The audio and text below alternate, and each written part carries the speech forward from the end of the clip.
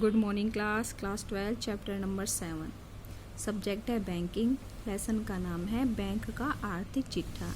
English में इसे बोलते हैं balance sheet of A bank.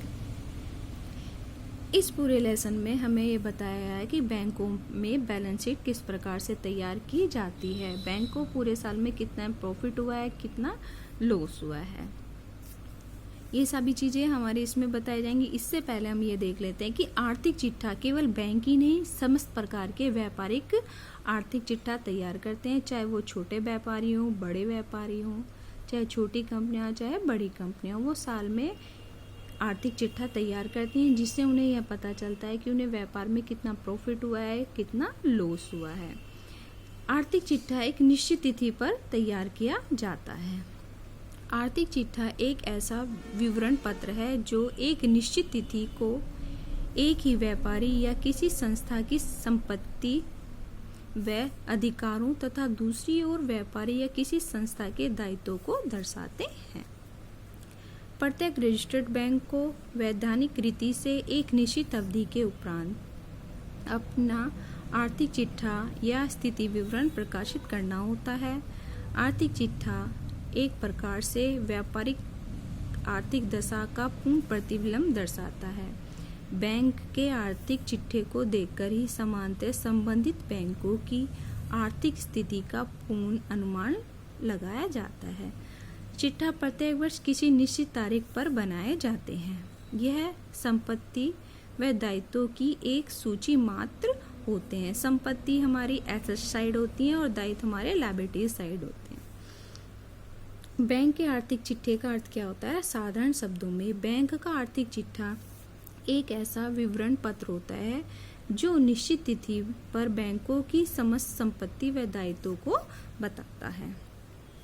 भारतीय बैंक अधिनियम 1949 की धारा 29 के अंतर्गत प्रत्येक बैंक के लिए एक वित्तीय वर्ष समाप्त होने के अंतिम दिन एक निर्धारित रीति से आर्थिक चिट्ठा तैयार करना आवश्यक होता है।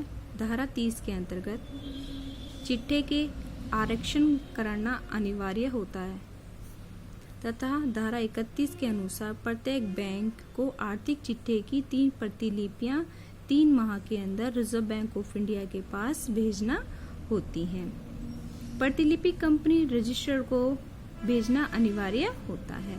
ये हमारा बैंक में आर्थिक चिट्ठे का प्रारूप है। सबसे पहले आती है हमारी लायबिलिटी साइड्स। इसमें क्या होता है? पूंजी है जो 4 भागों में बांटी गई है, जैसे अधिकृत पूंजी होगी, निर्गमित पूंजी होगी, इस तरीके से। नेक्स्ट है हमारा नकदी।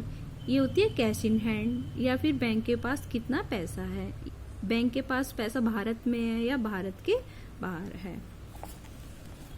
नेक्स्ट है हमारा संचित कोष व अन्य जमाएं होगी। जमा धन व अन्य खाते, जैसे बैंकों में हमारे काफी प्रकार के खाते खोले जाते हैं, सावधि खाता, जमा खाता, चालू खाता, या फिर हमारा जैसे अन्य बैंकों से ऋण लेना, ये सभी सारी चीजें हमारी इसके अंदर आती हैं।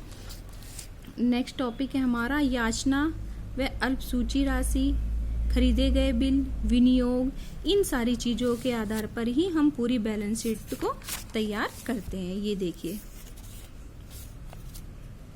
ये पूरी चीजें इसके अंदर आ जाएंगी।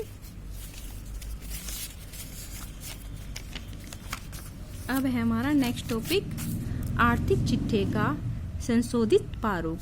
आर्थिक चिट्ठे के पुराने प्रारूप को भारतीय सरकार द्वारा 31 मार्च 1992 से एक समिति की रिपोर्ट पर संशोधित कर दिया गया था।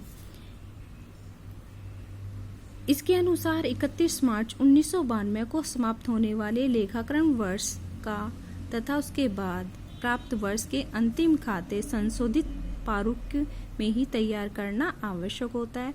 ये जो प्रारूप होता है ये वर्टिकल क्रम में होता है। इसकी 3 सूचनाएं होती हैं। क्रम में A, B, C इस तरीके से होते हैं। नए फॉर्म में आर्थिक चिट्ठे तथा लाभानी खाते के 18 अनुसूचियां दी जाती हैं। ये हमारा इस तरीके का इसका भी प्रारूप हो जाएगा, जैसे कैपिटल है, संचय है, डिपॉजिट है। इन सभी प्रकार की क्रियाओं से पूरा आर्थिक चिट्ठे के बारे में हमें पता चलता है। तो ये सारी चीजें करने के बाद हमें ये देखना पड़ता है। नेक्स्ट टॉपिक है हमारा चिट्ठे के अंत में टिप्पणी के रूप में दर्शाए जाने वाली मतें। तो ये हमारी 3 मतें हैं। सबसे पहले संभाविक दायित्व हो गए। ये जो संभाविक दायित्व होते हैं वो 12 सूचियों के अंदर दिए जाते हैं। नेक्स्ट है हमारी स्वीकृति, बेचैन तथा अन्य देनदार होंगे। संग्रह हेतु विपत्र हो गया। तो ये सारी चीजें आती हैं। नेक्स्ट है हमारा बैंकों के आर्थिक चिट्ठे के लाभ। तो बैंकों में जब आर्थिक चिट्ठा बनाया जाता है उसमें भी कई सारी चीज़ों का ध्यान रखा जाता है। सबसे पहले बैंक की वास्तविक स्थिति का ज्ञान होना, फिर है हमारा बैंक के कार्य प्रगति का ज्ञान होना, 2 या 2 से अधिक बैंकों की आर्थिक स्थिति की तुलना करना, विनियोग नीति का ज्ञान होना, तरलता व संशोधन क्षमता का ज्ञान होना। नेक्स्ट है जनता के विश्वास का आधार होना। तो ये सारी चीज़ों का ध्यान रख कर ही हम बैंक में प्रॉफिट एंड लॉस बनाते हैं। ये इसके क्वेश्चन आंसर हैं। सभी को अपनी फेयर कॉपी में ये क्वेश्चन आंसर करने हैं। इनके आंसर इधर हैं, आप देख लीजिए।